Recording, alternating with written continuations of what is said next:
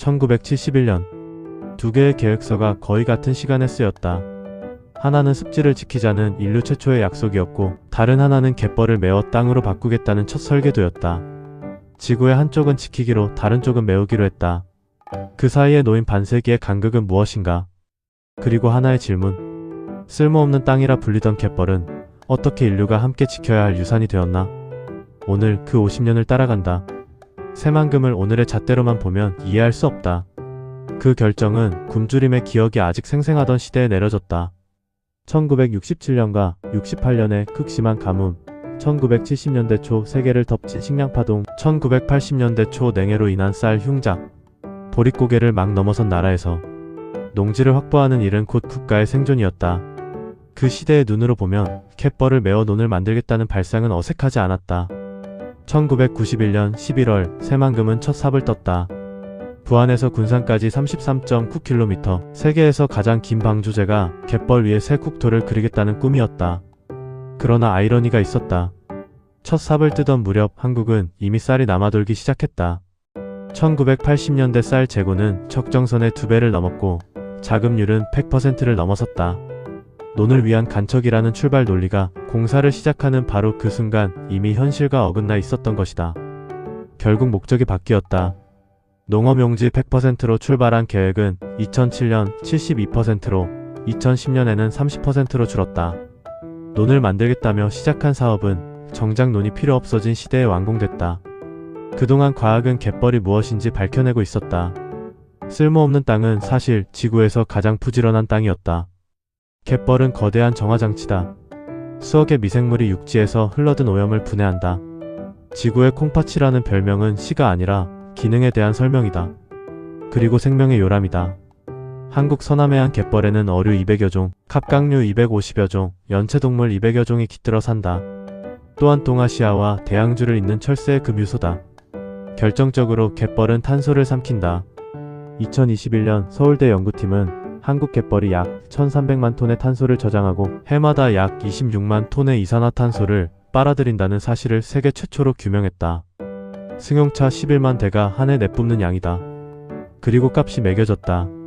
해양수산부는 한국 갯벌의 생태계 서비스 가치를 연간 17조 8천억 원으로 추산했다. 세계 학계의 고전이 된 코스탄자 연구에서 습지는 단위 면적당 경제가치가 모든 자연 생태계 가운데 1위다. 쓸모없다던 그 땅은 알고 보니 가장 값진 땅이었다. 이 사실을 우리는 너무 늦게 알았다. 방조제 안쪽 갯벌의 90% 이상은 생명이 사라진 죽벌로 변했고 한반도 갯벌의 10분의 1이 사라졌다. 전북의 어업 생산량은 1991년 13만여 톤에서 2023년 6만여 톤으로 절반 가까이 줄었다. 갯벌을 잃을 때 가장 먼저 생계를 잃은 사람은 맨손으로 조개를 캐던 어촌의 노인과 여성들이었다. 사업은 표류했다. 농지는 농식품부가, 수질은 환경부가, 개발은 국토부가 맡았고 위원회에만 장관 11명이 앉았다. 대통령이 7번 바뀌는 동안 목적은 그때마다 출렁였다. 갯벌을 멈춰 세운 것은 자연의 저항이 아니라 서로 다른 욕망들이 만든 교착이었는지도 모른다. 그 시절을 단죄할 수는 없다.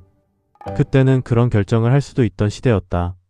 먹고 사는 일이 절박했고 갯벌의 가치를 알려줄 과학은 아직 도착하지 않았다. 문제는 결정 그 자체보다 그 결정을 끝까지 되묻지 않은 관성이었다. 그들이 틀렸다기보다 그 시대가 내일을 볼 여유가 없었을 뿐이다. 무지가 아니라 안목의 한계였다. 그런데 이것은 한국만의 이야기가 아니다.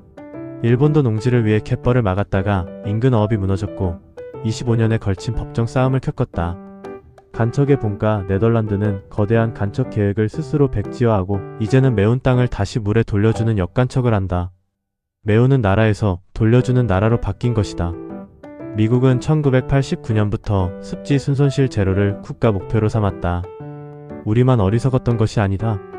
그리고 되돌릴 수 있다는 것 또한 세계가 이미 증명하고 있다. 2021년 한국의 갯벌은 유네스코 세계자연유산에 올랐다. 쓸모없는 땅이라 불리던 곳이 반세기 만에 인류가 함께 지켜야 할 유산으로 다시 정의된 것이다. 그리고 2026년 그 인정은 더 넓어지려 한다. 서산 고흥무한 여수를 더한 한국의 갯벌 2단계 확대 등재가 올 7월 부산에서 열리는 세계유산위원회에서 논의된다. 세계가 50년에 걸쳐 배운 것을 갯벌은 처음부터 알고 있었다. 이제 질문은 갯벌이 아니라 우리에게 돌아온다. 우리는 이제 내일을 볼 여유를 가졌는가? 다음 편 세계의 갯벌 지도에서 우리가 가진 것이 대체 얼마나 특별한지를 본다. 구독하고 함께 가자.